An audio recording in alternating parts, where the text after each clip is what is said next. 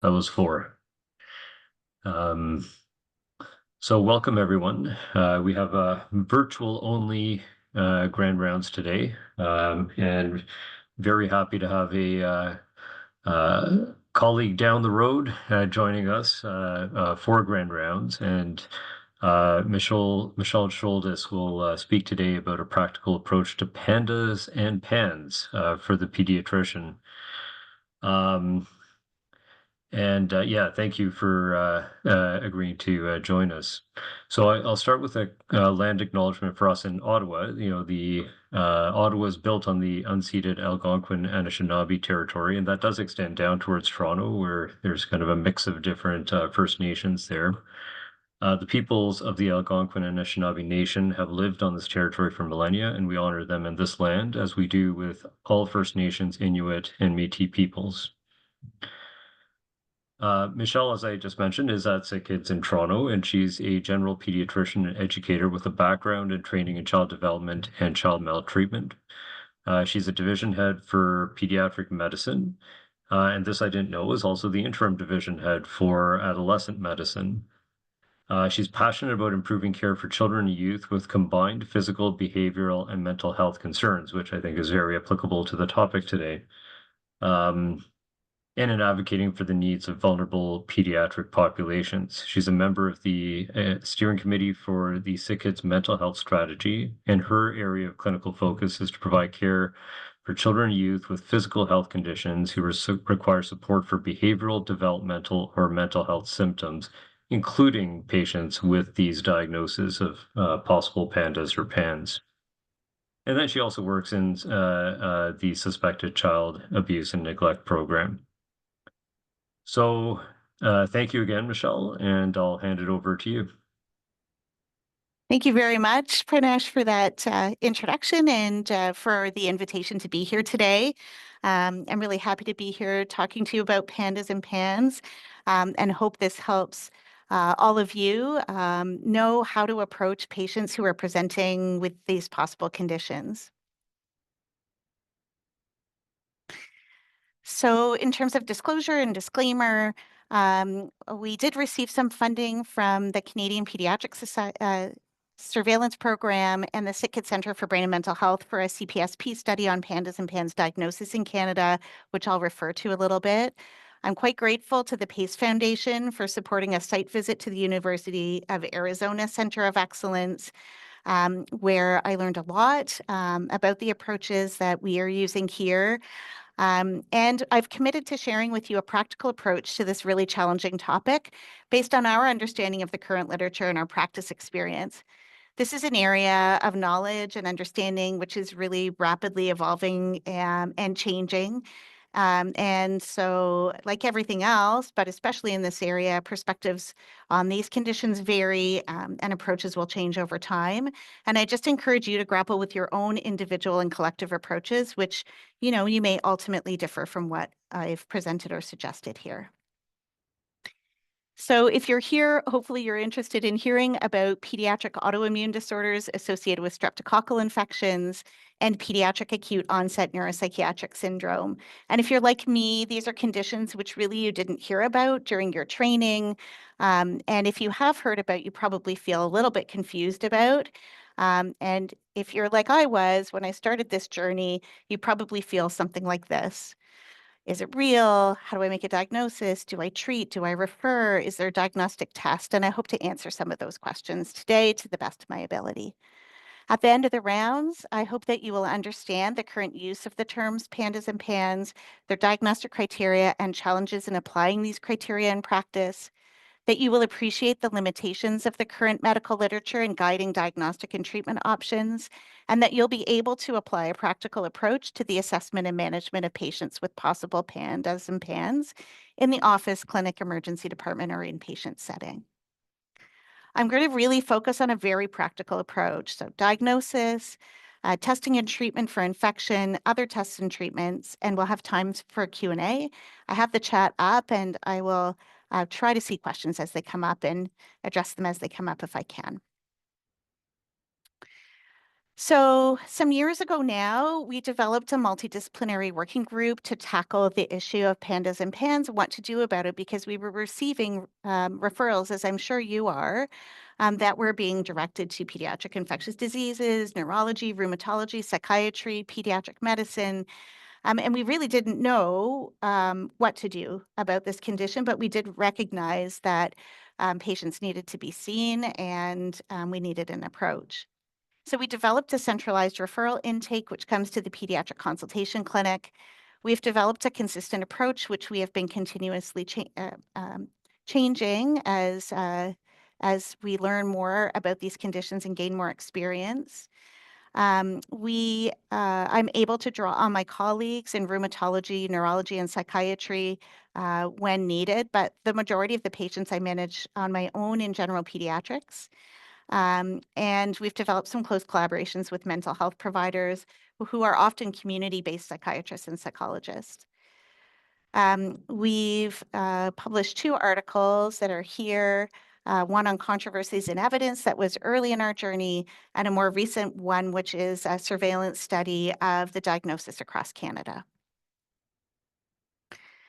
So I'm going to start with 3 case vignettes.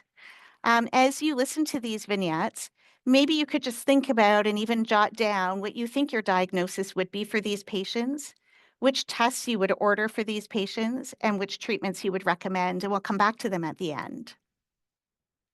So the first patient, and these are all based in real life patients, is a 7-year-old girl who developed sudden onset tics, OCD, sensory hypersensitivity, and had recent infectious symptoms. So her story is she's presenting to the emergency department. A week ago, her behavior dramatically changed overnight. At baseline, she was described as happy, social, developmentally typical, no concerns at school or at home, really a very well-functioning 7-year-old. She, 2 weeks ago, developed a fever and sore throat, and then developed severe and protracted episodes of screaming and yelling. Tics consisting of shoulder shrugging, eye blinking, head turning that were happening very frequently throughout the day, almost continuously. She was starting to refuse food that had been touched by others and had lost weight by the time she presented to the emerge. She would not enter her bedroom, would not allow her parents to touch her, was washing her hands very frequently until they were raw, constantly asking for reassurance and needing to be with her mother at all times, and labels and seams on her clothes were suddenly intolerable to her. Her parents described her as completely different from her baseline, like a switch had turned and she was suddenly a different person. She'd had a brief but similar episode about 6 months previously after she and her family had COVID. That episode was not as severe and it resolved without treatment. There's no family history of anxiety or OCD. Her mom has hypothyroidism and celiac disease. So just take a minute to think about what your diagnosis would be for this child, what your differential diagnosis would be, what tests you would do, and what treatments you would offer. Second patient is a 10-year-old boy with OCD symptoms, separation anxiety, deteriorating school performance following an exposure to group A strep. So this boy is presenting to a community pediatric office practice with a change of behavior. At baseline, he was described as shy, quiet, had a tendency to worry and needed a lot of reassurance. He had mild separation anxiety when he started in school, but he'd been doing really well. He'd been doing well at school, had friends, was playing hockey. And then over the last few months, he has been having escalating difficulties at home and at school. He developed rituals, stepping forward and back and tapping surfaces when he walks from one room to another, going up and down the stairs and walking to school, and needing to repeat these sequences over and over until they're just right. He's highly distressed by these rituals and talked about fears that something would happen to his parents if he didn't complete the rituals properly. He was irritable, having trouble concentrating on his schoolwork, having difficulty getting into bed and getting to sleep. Looking back, his mom thinks that a friend in his class had strep throat around the time this all started and wonders if he has PANDAS. His mom has been treated for anxiety in the past, and her brother has OCD. So again, just take a minute to think about your diagnosis, what tests you would want for this child and what treatments he would offer. And third case is an 8-year-old boy with autism spectrum disorder with developmental regression, OCD, and tics following a febrile illness, and a remote history of asymptomatic group A strep. So this is an 8-year-old boy who has an autism spectrum disorder and was referred to an outpatient clinic with a history of changes in behavior and a question of PANS. At baseline, he had some mild speech articulation difficulties, but was speaking in sentences in JK with appropriate academic skills. And really, he was functioning pretty well. He had pretty mild autism spectrum disorder, and he was actually doing okay. But in SK, he developed what parents described as a regression in his skills. So he no longer was speaking in sentences down to single words, and only when highly motivated. He withdrew socially. Um, he was unable to follow rules without support. His function really had deteriorated. He lost academic skills, and then he developed a regression in toileting. Parents had read about PANDAS and PANS. One of the parents was quite well educated and a healthcare professional, and they described OCD, which they described as obsession with fire alarms, fire doors, and he was talking about them incessantly. Tics, which they described as finger flexing, placing his hands over his ears, forceful clapping, screaming, and repeating the same words over and over again. And they described a fluctuation of symptoms. He had a febrile illness preceding the regression, and 1 year prior to the regression had tested positive for group A strep. When his sister was sick and tested positive, he was asymptomatic at the time. So once again, just think about your diagnosis, what tests you would order, what treatments you would offer. So let's talk about diagnosis. So this condition was first described in 1998 by Suedo and colleagues, who described 50 cases with a very similar phenotype and came up with these criteria, these diagnostic criteria, which include presence of the diagnosis of OCD and or a tic disorder, which must meet the DSM criteria, with pediatric onset, so symptoms evident between age 3 and the beginning of puberty, with an episodic course characterized by an abrupt onset of symptoms and or dramatic symptom exacerbations, association with group A strep, and association with neurologic abnormalities. And they postulated an autoimmune pathophysiology similar to synhenchoria.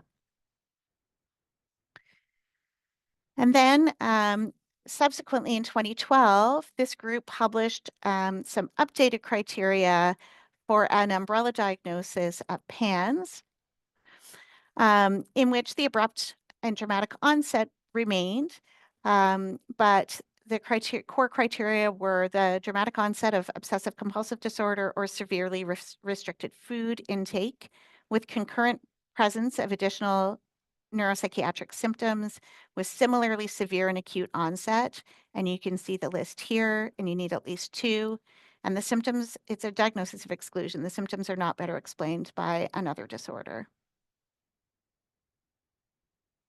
And I just thought I'd mention here because, again, if you're like me, you probably didn't learn a lot about pediatric OCD during your training or your experience. And this is something that I now have become quite familiar with. But I think it's important to just review the DSM criteria because the patients who meet criteria for PANDAS or PANS must meet the DSM criteria for OCD. And that includes the presence of obsessions, compulsions, or both. And the definitions of those and the descriptions are here, that are time-consuming or cause clinically significant distress or impairment in functioning that are not attributable to another cause. So where is the controversy in all of this? Is I think everybody would have come to this thinking this is a really controversial condition. So I think the controversies are around, number one, the association between group A strep and the onset and exacerbation of the neuropsychiatric symptoms. Number two, around the autoimmune etiology. And number three, around the specificity of the diagnostic criteria and how to apply those in practice. Our experience, I've now seen several hundred children referred for the possibility of PANDAS or PANS, probably approaching 1,000 or over. And in our experience, the majority of those patients have an alternate explanation for their symptoms. be it a mental health condition, a developmental condition. Um, and I see a small proportion who have this distinct phenotype, which is a very sudden, severe onset of OCD in association with tics or chorea and or severe anxiety, which is severely impairing, unusually fluctuating. Obviously, tics can fluctuate, but I think this is a constellation of symptoms that fluctuate together with associated neurologic signs or symptoms. And regardless of the diagnosis, most of the patients and families that I see are distressed, they're struggling, they all need help, they all need an accurate diagnosis, and they all need appropriate recommendations. So what do we know about the burden of PANDAS and PANS in Canadian children, youth, and families? So this is from our CPSP study, which I will just say we did over the pandemic in 2020 and 2021, which is not an ideal time to do a surveillance study, but we persisted. And for what it's worth, what we saw was described about children who've been diagnosed with PANDAS and PANS in Canada over that time period was a significant burden of illness. More than 95% of the cases that were described presented with 2 or more neuropsychiatric symptoms, but the average was more than 6. So these are kids who are really struggling and families who are really struggling. The patients and families had typically had multiple healthcare visits, almost all over 5, with multiple providers. Many had traveled out of province or out of country for assessment and treatment and had sustained a significant financial burden related to treatments, tests that are not covered by our health insurance, and travel. All of the families were significantly stressed and distressed. There were lots of parent and sibling mental health concerns and family conflict. And in terms of kids, these kids had missed significant amounts of school, had withdrawn from activities, and were very socially isolated. So in terms of a healthcare burden, this is a really important condition, and I think we all need to figure out how to grapple with it.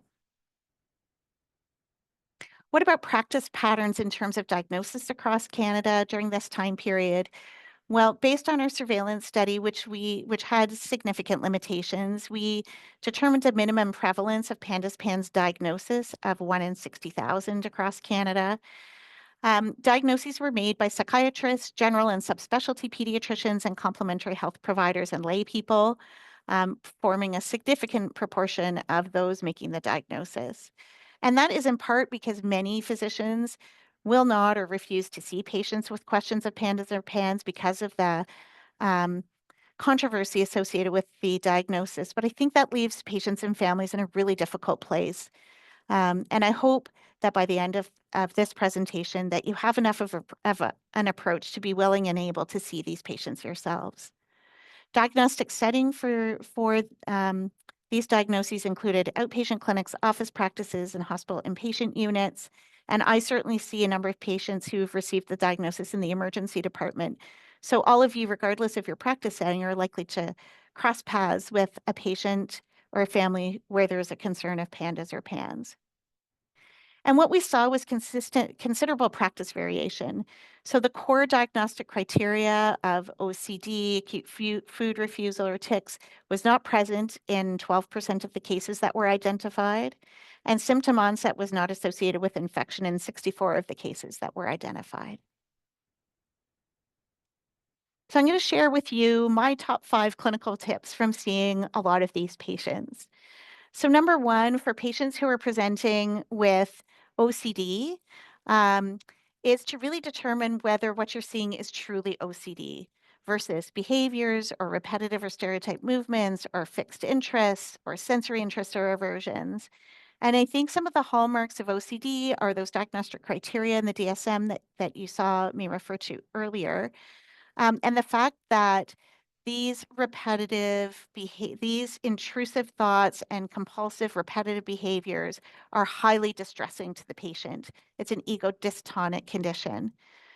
One of the things that I think is most important is speaking directly to the kids. Often kids will tell me something different from what their parents have assumed or understood is going on. They'll often tell me something different about how dramatic the onset was or wasn't. And I think it's really important to hear directly from them prior to hearing from their parents. And often parents are surprised by some of the things that the kids say. Secondly, for those who are presenting with abnormal movements that have been interpreted to be tics, is really to determine whether they are tics or not, versus behaviors or repetitive or stereotype movements or functional movements. For those for those who you don't see tics actually in front of you in your clinical setting, or they've happened in the past, I often will ask parents for videos that are demonstrating the symptoms, which really are helpful in determining whether they're truly tics or not. And my own approach as a general pediatrician, that is, if I see chorea form movement, something that's more complex than tics, that is one of my criteria to refer to a pediatric neurologist or rheumatologist, typically a rheumatologist. Third is to really focus on the onset. Was it truly abrupt? Parents typically have the impression that tics or OCD onsets abruptly, and that's because they became aware of the symptoms at a certain point when they reached a certain threshold. Again, here, kids can be really helpful um, because often they've had symptoms that were there prior to their parents noticing, but they were able to hide them or mask them or cope with them until they hit a certain threshold. And then collateral information, such as information from schools, is also really helpful because some of these patients, I see a long time after the onset, and I think there is recollection bias. So looking back, getting collateral information is sometimes really helpful. And then my fourth tip is around interpreting the neuropsychiatric symptoms. So anxiety, emotional lability, irritability, behavioral regression, deterioration in school performance, and sleep disturbance are all in the list of neuropsychiatric symptoms in the PANS diagnostic criteria. However, I think we would all agree that these are pretty nonspecific symptoms, um, and they and they are all quite common in children with severe OCD, which is often distressing and interferes with functioning. So it's really important to interpret these symptoms in the context of the primary symptom to determine whether they are all attributable to one condition or whether they truly represent um, a more global type of condition. The other symptoms in the list, though, developmental regression, sensory or motor difficulties, new onset urinary symptoms, and deterioration in school performance, um, may be those that are less nonspecific, more atypical, but still need exploring. The qualitative features of these are important, and I'll give you an example, which is urinary symptoms. There are many kids with OCD who develop a real some intrusive thoughts around contamination, around being clean, around wetness, and that may lead them to spend very long periods of time in the bathroom with really excessive wiping. Those urinary symptoms are directly attributable to OCD as opposed to representing a separate neurologic symptom. So really understanding those symptoms is helpful. And if not otherwise explained, these are the types of symptoms that would warrant a more thorough medical assessment, perhaps more diagnostic testing and consultations from subspecialists. And just a word around handwriting deterioration, because I often hear about handwriting deterioration in kids with OCD, is there's a difference between handwriting deterioration that represents an encephalopathy and handwriting deterioration that happens in OCD due to uh, either issues around certain words, certain letters being a trigger for intrusive thoughts, or needing writing to be just right or just perfect. And what Anye, our neuroinflammatory expert here, has taught me is that if you see a lot of crossing out and scribbling out, that indicates that there is some good cognitive functioning going on and is less indicative of an encephalitis or encephalitic or encephalopathy type picture. And then my last tip is a family history can be really, really helpful. So taking a thorough family history for psychiatric disorders, especially tics and OCD, and for autoimmune and inflammatory disorders can help add to the history that's helping you work through your differential diagnosis in these cases. So one of the big issues with the PANS diagnostic criteria, and from what we've just spoken about, is that many of the symptoms are not specific and they overlap with a number of psychiatric diagnoses. And PANDAS is by the diagnostic criteria intended to be a diagnosis of exclusion. So if OCD or Tourette syndrome explains all of the symptoms, then one should not make a diagnosis of PANDAS or PANS. This study I felt was quite helpful in comparing a cohort of patients with PANS to a cohort of patients with other psychiatric diagnoses. And really the three features that distinguished the two populations were the acute onset of multiple symptoms that were present at the onset, and the episodic course of those multiple symptoms where you see dramatic resolution and then dramatic onset again in association with infection.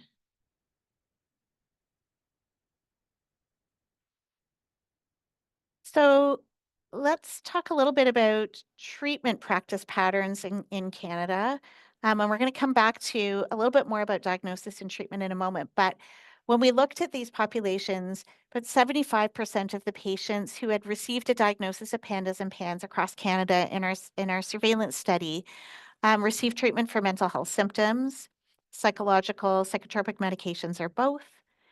81% had received treatment for infection, so antibiotic, a course of antibiotics, antibiotic prophylaxis, or strep eradication, um, or a few had had tonsillectomy.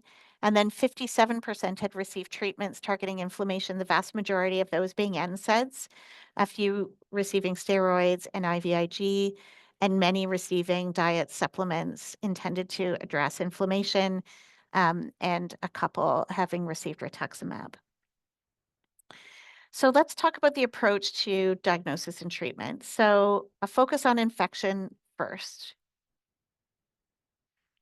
So here are the infection management dilemmas that or questions that may come to mind with these patients. So should we do throat swab for group A strep? Should an ASOT be done? Should we prescribe antibiotics? Should we administer prophylactic antibiotics? And when should we consider group A strep eradication? So credit to Ari Bittman, who put these slides together.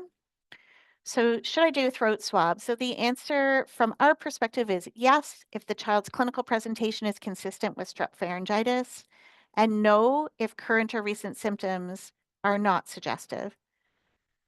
And the reason is that asymptomatic carriage is common, and we don't really have reason to believe that asymptomatic carriage is responsible for PANDAS PANS. Should we do an ASO titer? So a single ASOT or DNase B titer has really limited utility. Um, you know, uh, measuring change in ASOT or DNase B over time may be helpful. And obviously a recent group A strep infection is supported by a 4-fold increase in titer over a 10 to 14-day period. But there are several problematic issues. Number one, the definition of normal or elevated for a single sample is problematic. It's based on a percentile cutoff, which of course is, the relevance to a given population or a specific patient is therefore an issue.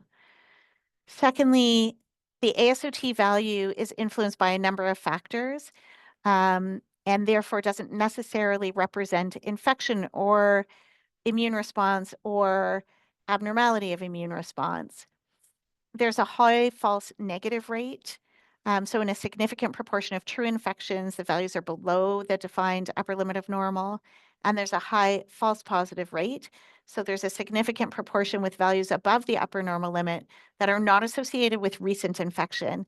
And there may be persistent elevation without reinfection for 12 months or longer, or it may be positive due to other infections. So where we used to measure ASOT, we're not measuring it anymore. And I explained to parents that, even if we see an elevated titer, it tells us that their child's body did the right thing, produced an antibody response to strep.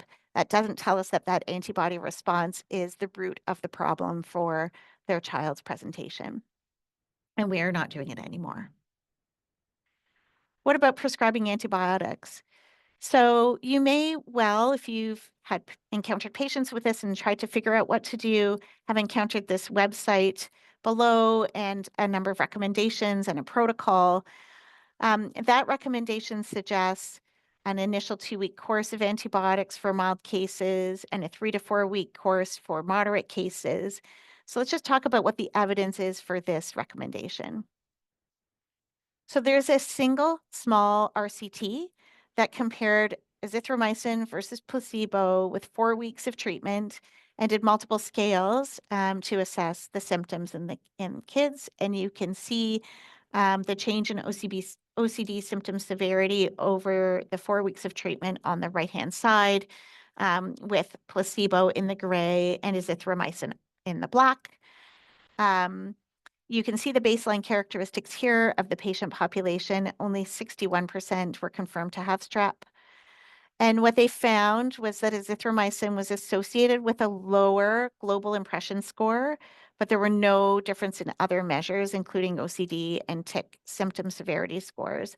And this is really the root of the evidence for the recommendation for the longer course of antibiotics. In terms of prophylactic antibiotics, the same website recommends prophylactic antibiotics is often useful in the management to prevent strep-triggered exacerbations, and they provide a number of recommendations here. And what's the evidence for this?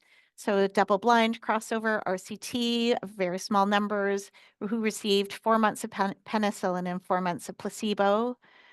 What they found was no difference in group A strep infection rates, no difference in OCD or tic exacerbations or severity, and then a second RCT that showed a reduction in group A strep infection rates and neuropsychiatric exacerbations when in groups that received PenV and azithromycin, but no difference in exacerbations between the two antibiotic arms. So bottom line, if for an acute onset first episode or exacerbation, if the child has pharyngitis and a throat swab confirms infection, then we are typically recommending a standard antibiotic and duration for strep pharyngitis. If the child does not have clinical symptoms suggestive of strep pharyngitis, we are not treating with antibiotics. And our approach is not to provide antibiotic prophylaxis because there's no reliable evidence of efficacy and there's risk of adverse effects. What about strep eradication? Should we consider that in children who are chronic carriers? So we have done this, but very selectively.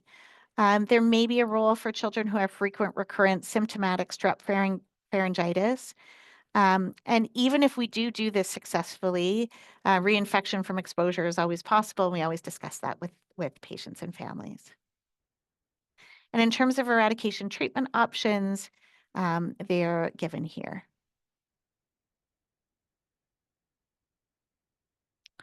So what about other tests? Basically, our approach for children presenting with these symptoms is based on the clinical presentation.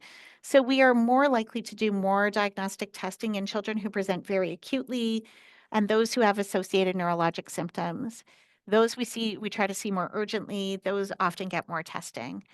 Those who are subacute, chronic, and don't have associated neurologic symptoms, we're doing very little in the way of diagnostic testing.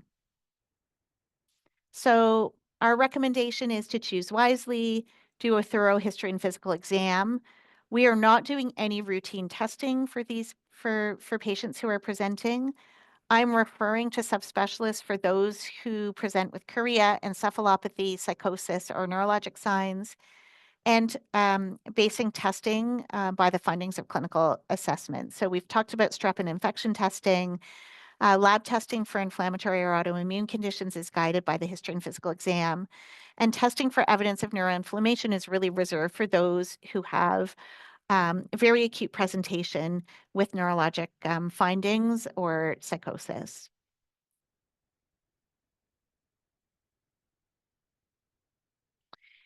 If you've seen any of these children, you may have encountered something called the Cunningham panel, which is a panel of antineuronal antibodies, which a test which is available through the Cunningham Lab in the US, which is through private payment.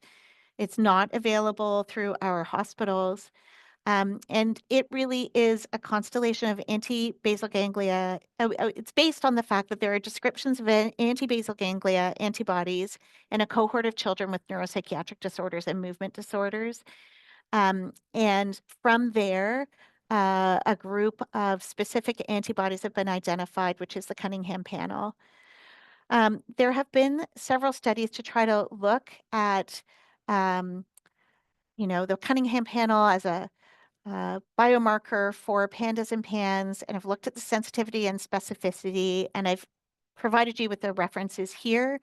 The results of these various different papers are somewhat mixed, but I think altogether, our feeling is that there is not sufficient sensitivity and specificity and validity for this test to be used in clinical practice currently. And so we're not recommending it. And for those who have had the Cunningham panel done, we really don't know how to interpret it because there's quite a significant overlap between those who are positive on aspects of the Cunningham panel who present with PANDAS PANS and those from control populations. I think this is an area where we will learn more over time, but at this point, we just don't have a biomarker for this condition. What about other treatments other than antibiotics and treatment for infection? So I'm going to suggest a series of articles for you. On the left is a systematic review out of Karolinska in Sweden, which is a really good one, which discusses all of the various treatments for PANDAS and PANS. And basically, this is published in 2018, but basically really illustrates the limitations of the literature around all of the recommended immune modulating therapies. On the right is a more recent publication. And basically, in terms of all of these, tonsillectomy, NSAIDs, steroids, IVIG, plaques, and rituximab all have been described in the literature in case series. All of them have mixed results in when trials have been done, and there's not clear evidence to really support any of these. So what do you do when the evidence is unclear? Well, I'll tell you what our approach is. Our approach is guided by our clinical assessment. We treat and refer all patients who have impairing mental health symptoms, and I'll talk more about that in a moment. And I think that's really, really important. And what I often say to parents is, no matter what is at the root of this, no matter what might have triggered this or caused this, your child now has severe anxiety, OCD, or tics that are impairing their function, and they need treatment for those symptoms. And so all of our patients get mental health treatments.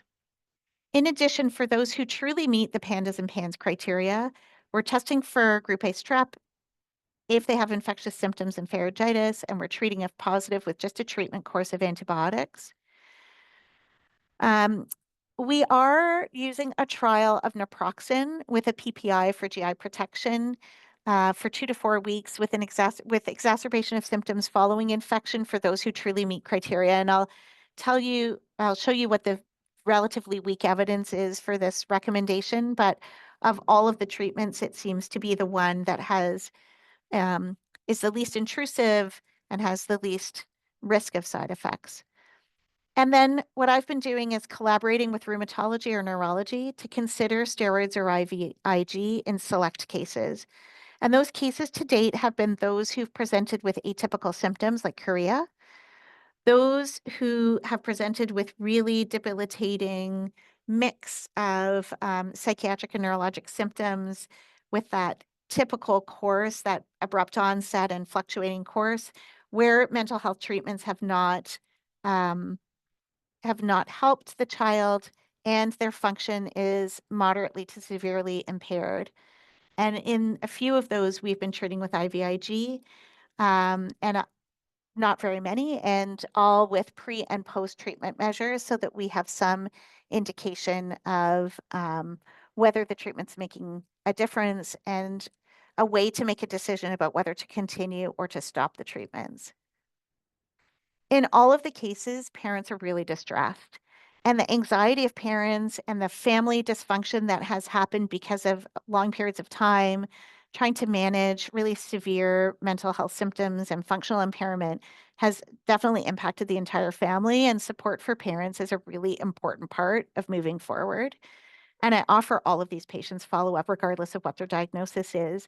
I think the relief at just having someone who agrees to see the child if things get worse again.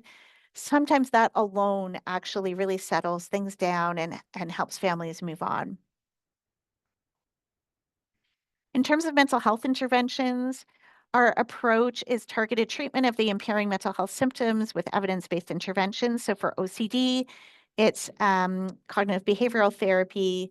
I look for a child and adolescent psychologist who has experience with pediatric OCD and will work with children, parents, schools, um, and has and for a strong behavioral approach with an aim to extinguish compulsions, which is ERP or exposure with response prevention. For those children and youth with moderate to severe symptoms who are having difficulty responding to cognitive behavioral therapy or where symptoms are quite severe, I typically would start an SSRI, and I'll talk about that a little bit more. And for those who are very, very agitated and those who have really severe sleep disturbance, I'll often add a small dose of an atypical antipsychotic. Tips for treatment with psychotropic medications in this population. Um, so SSRIs, there are a number of options. Fluoxetine is the one that comes in liquid form. It's the one I tend to use because you can titrate the dose a little bit more finely. And for the younger kids, they're able to take it. I start really low and titrate up slowly because many of these kids with significant OCD symptoms in particular are very highly distressed and agitated. And if they, on top of that, get activation from the SSRI, they don't tolerate it. So if you start low and you titrate up slowly, um, you can actually avoid the activation that comes with SSRI treatment usually. And just a reminder that treatment doses required for OCD are higher than those required for anxiety and depression. And then in terms of atypical antipsychotics, if I use it, which is very rarely, as an adjunct to the SSRI, it would be a small dose of risperidone at night, and it's usually to help get sleep back on track and to settle down the agitation to allow, over the period of time in particular, when we're getting the SSRIs on board and up to a therapeutic dose. And this is just a reminder that dosing guidelines for SSRIs for OCD, the target ranges are higher than for anxiety. This is the paper, which is the basis for the recommendation for NSAIDs. It shows a small but important reduction in duration of symptom exacerbations. It's not a fantastic study, it's not perfect, but there is some indication of potentially some efficacy in some patients. And I think really important, and what many of us who have seen patients with PANDAS and PANS and their families struggle with, is that parents have often done a lot of reading before they come. They've often seen a lot on the internet. They're often terrified by what they're seeing. They've read that their child has brain inflammation, that their child will sustain permanent brain damage. They've read that it's really hard to find physicians who will help them. And they come often with perceptions of what they think the treatment should be. And, that can be challenging, but I think partnership with parents is really important, and just sort of understanding where they're coming from is important. And having read some of what's out there, I can understand why parents come with the concerns that they have. This was a really interesting study that I thought was worth talking about around parent perceptions of various treatment options for PANDAS and PANS. Um, and in these surveys, what they saw was parents rated treatments targeting inflammation and infection and lifestyle changes such as diet, etc., as most appropriate, and treatments targeting psychiatric and psychotropic interventions as least appropriate. And then in terms of individual treatments, parents rated antibiotics, NSAIDs, IVIG, and family counseling as most appropriate, and deep brain stimulation, transcranial magnetic stimulation, antidepressant medications, and exposure response prevention, which is that form of cognitive behavioral therapy that I told you was effective for OCD, as most inappropriate. So that's often where parents are coming from when they come um, into our offices and our emergency departments and our inpatient units. If you're going to engage in treating these patients, I would just encourage you to use some sort of scales to assess symptom severity and functional impairment and improvement with treatment. It can often be a really helpful tool to help parents move forward with pursuing mental health treatments and with recognizing when medical treatments have not really been effective. So just this is a nice little study that really talks about a whole gamut of different kinds of scales, and you could take a look at this and choose from them. So what do we know about prognosis? So a couple studies here who have looked at follow-up of patients who presented meeting criteria for PANS. And really found that the majority of patients improved over time. So I think this is something that can be really helpful for parents and improved regardless of which treatments were provided. I think the other study that I think is really helpful to tell parents about is this one on the bottom left. So I just mentioned to you that many parents are coming with a concern that inflammation is going to permanently damage their child's brain. And I think this particular study on the bottom didn't show any evidence of neuronal injury or glial activation in patients with PANS. It's an exploratory pilot study, but it's just something that I think is helpful to be able to say to parents. And then lastly, I'm just sharing with you this paper, which was just recently published, which is a Delphi study and consensus document, and it's pretty good. It really talks about the strength of the evidence and some Delphi recommendations around diagnosis, diagnostic criteria, diagnosis, diagnostic testing, treatment, and follow-up. It's from a group in Italy who've been quite engaged in work in this area. So what do you take home from all of this? So let's go back to our 3 case vignettes. And again, just thinking about the diagnosis, the tests, and the treatments. So the first was the 7-year-old girl who presented with sudden onset tics, OCD, sensory sensitivity, and had recent infectious symptoms, and a previous similar episode 6 months previously when she and her family had COVID. So in this case, we gave a diagnosis of probable PANS, along with OCD, separation anxiety, and provisional tic disorder. We did no diagnostic tests. I referred this patient to a child and adolescent psychologist and psychiatrist. We recommended that if she presented with fever, sore throat, symptoms typical for group A strep, that she have a culture test done and that she be treated with a typical antibiotic course if positive. We trialed a course of naproxen with a PPI, and we had we had in our back pocket, considering progression of treatment, if the symptoms were severe, were refractory to the mental health treatments that we had recommended in consultation and collaboration with rheumatology and neurology. We provided support for her parents, and I offered follow-up. I always give an email address where parents can email if their child's developed new symptoms or worsening symptoms. They don't actually use it very often, and I see the kids after a few months. And this child did very well with just mental health interventions. We stopped the naproxen after 2 weeks as it made no difference. And with CBT, the child did well and didn't need any additional treatments. What about our 10-year-old boy with OCD symptoms and separation anxiety, who'd had an exposure to group A strep? So we gave him a diagnosis of OCD. We did no diagnostic tests. We recommended, similar to the last patient, that he have a culture test for group A strep if he developed infectious symptoms, and treatment with a typical antibiotic course if positive. We referred to a child and adolescent psychologist and a child psychiatrist. We provided support for parents and follow-up, and he did very well.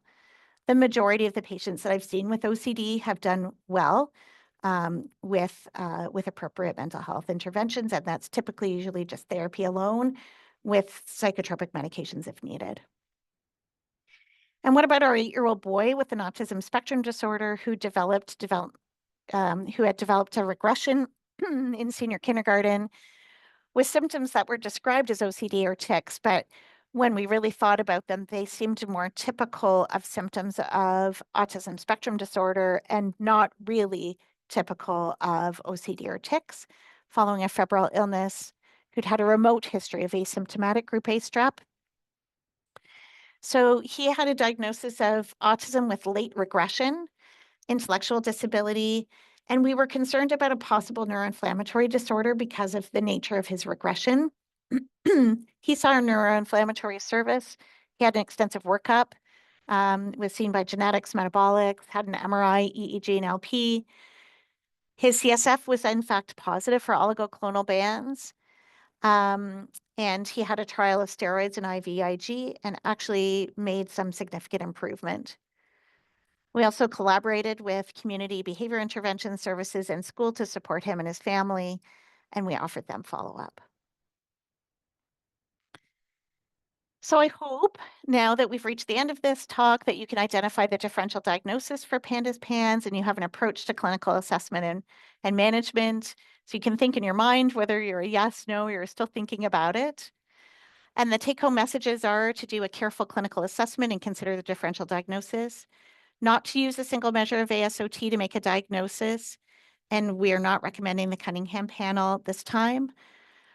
Expect a reduction in symptoms over time without, or despite treatment. That you should initiate evidence-based treatments for OCD, tics, and anxiety when symptoms are distressing and are impairing, and then consider other treatments such as immune modulating therapies for those who truly meet PANDAS PANS criteria with carefully monitored objective measures of symptom severity when symptoms are acute, severe, and are refractory to these recommendations. Keep reading. There will be lots of new information about this over time. And most importantly, these children and families need support, information, and treatment for their impairing conditions that raise these diagnostic questions. And I'd just like to thank my clinic team, which is really me, my nurse, Chantal, and our patient flow coordinator, Mithila, who are wonderful. I just want to specifically mention Rachel Gorin, who's worked with me for a number of years and has helped to move our research along and has just been accepted into the pediatric residency. My colleagues who I work with quite closely, and of course the children, youth, and families whose journey I've been privileged to be a part of. Thank you. Great. Thanks, Michelle. That was a great overview and evidence-based overview of the complex topic. So yeah, thanks again for that. I was coming with a few questions, but saw people starting to put their hands up right away. So I'm just going to go straight to the people with their hands up. Michelle, if you can maybe stop sharing your slides now, and then we'll just there we go. All right, Asif. Thanks, Michelle. Obviously, Michelle knows because I was the one who was hounding her, asking her if she could be caught enough to do the rounds. Really appreciate it. It was so good. You are the leader in this field in Canada, and I really appreciate you taking the time. I have two questions for you. One is, I just want to be clear, in terms of your treatment with steroids or IVIG, the only patients you've treated at Sick Kids are patients who either have neurologic symptoms or their aggression, like in the third case. Is that correct? So we've treated with steroids, we've really only treated those who have neurologic symptoms or who have like evidence of some other autoimmune condition. In terms of IVIG, we have treated a very few patients now who truly meet criteria for PANDAS or PANS, who have really severe refractory conditions and have not responded to appropriate mental health interventions. So I would say we probably have a handful now that we've treated with IVIG with really good pre-post measures. And our typical sort of regimen is we do 3 monthly doses of IVIG, and then we measure, we look at measures of symptom severity and function, and then we decide whether we're going to continue or not. Then my second question has to do with the treatment that you talked about with medications or psychological interventions for the mental health disorders, because I've had some mental health professionals say, well, they don't have symptoms in between the exacerbations. So what are we treating? Yeah. So how do you respond to that? So, I mean, it depends on the presentation, right? Because some of these kids present truly with like these flares of symptoms and then nothing in between. But that's really a small proportion, at least in my experience of the patients that are presenting to me. And I don't like, I take all comers, I don't screen them, right? So, um, the patients that I'm treating are typically those who don't have complete remission of their symptoms in between exacerbations or have chronic symptoms. And if you read some of the literature, like Jenny Frankovich, who's one of the rheumatologists who's written a lot about this and runs the PANS clinic at Stanford, she writes about 3 sort of phenotypes. One is truly this waxing and waning, they have an exacerbation and then they're completely normal in between. And truly, I see very few kids that are like that. And then there's the more kind of chronic, severe symptoms that wax and wane, but you never get back to baseline and they still have really significant symptoms in between. And those are the ones that are getting treated with psychotropic medications.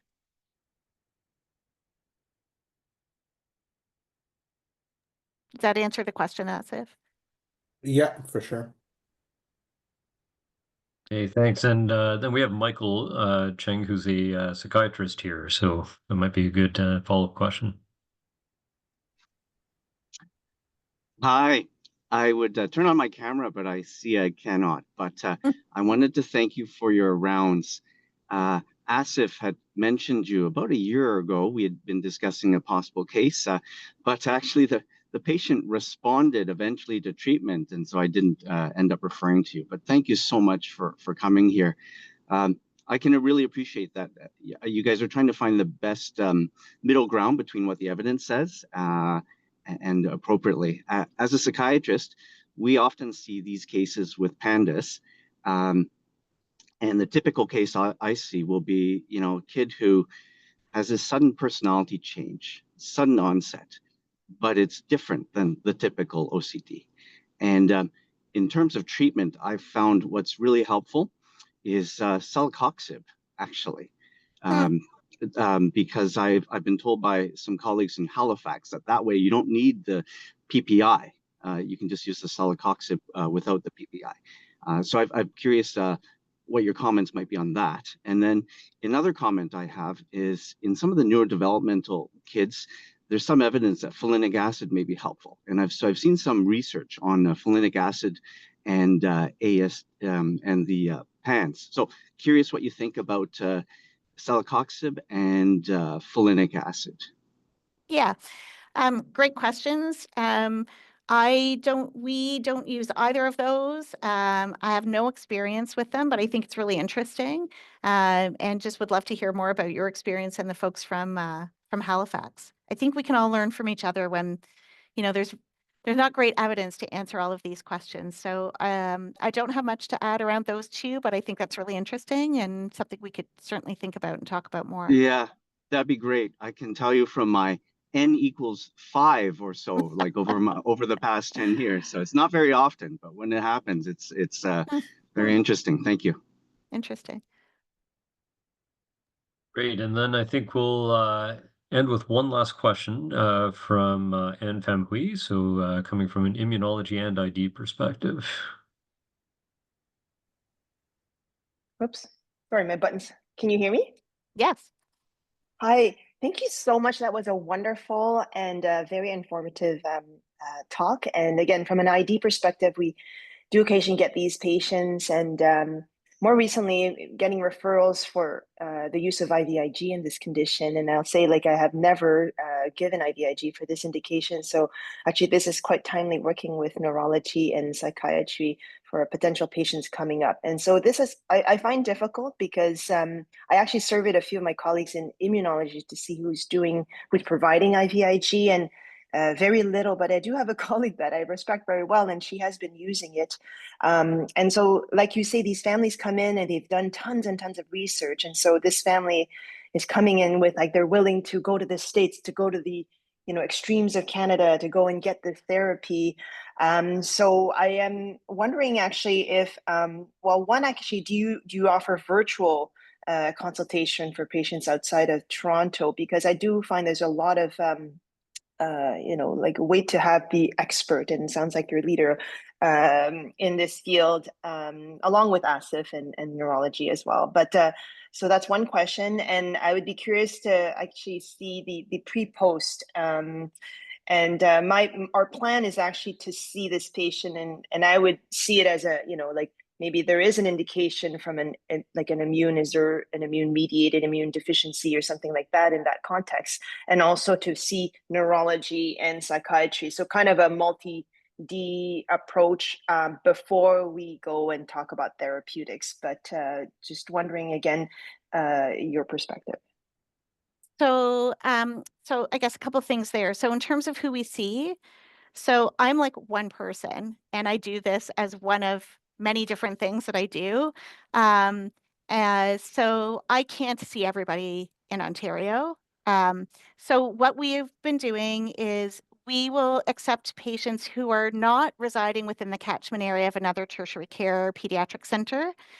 But what I will offer, if helpful, is a physician-to-physician consult to support you providing care locally. And, I'm happy to collaborate with you and develop some sort of shared approaches and protocols together. But I've been trying to use that kind of capacity building approach as opposed to, a Toronto-centric bring everybody here, which I don't think is best for patients and families, actually. And I think that we all need to grapple with this. I'm really glad to hear the thought that you're putting into this and how you're grappling with it. It's not easy. Yeah. And the IVIG, there is a international RCT multi-site going on right now. Actually, I think the recruitment's just wrapped up. And I think we're going to see the results of it pretty soon. And my guess is that it is going to be positive for some of these patients, at least. So I think there will be even more impetus for us to try to grapple with who we should be treating with IVIG and what that looks like, and to think about what's going on with these patients and maybe how to better target therapy. Yeah. Well, thank you so much. So I will be reaching out, but it's completely fair. Thank you again so much. So thanks again, Michelle. I do have one parting question, and you partially answered it there. Are there any ongoing either observational or experimental intervention trials in Ontario? And it ties in also to your one person and accumulating that evidence base, either again observationally or from a more formal trial perspective. So is there something beyond that multi-center trial that's wrapping up, that's ongoing in Ontario, that we should know about? Yeah. So I'm hoping that we will be able to at least publish our experience here, where we've mostly been treating with mental health interventions and fewer medical interventions. So I'm hoping that we'll be able to publish that. So that will be underway over the next year, when our medical student who's been working with me becomes a resident and takes that on as the project that she's going to work on, I hope. In terms of intervention trials, I don't believe that there are any intervention trials underway in Ontario at this time. Great. We should gather together and apply for some funding and try to do something in this area. I think it's really important. I think presentations like this and are going to help with that coming together. So thanks again. We just saw that we're 5 minutes over time, but it's topic of great interest. So, you know, Michelle, thanks again. That was a great presentation, and we really appreciate it. Thank you for inviting me. It was a pleasure. I hope to Great. talk with some of you in the future. Excellent. Thank you again. Okay, bye-bye.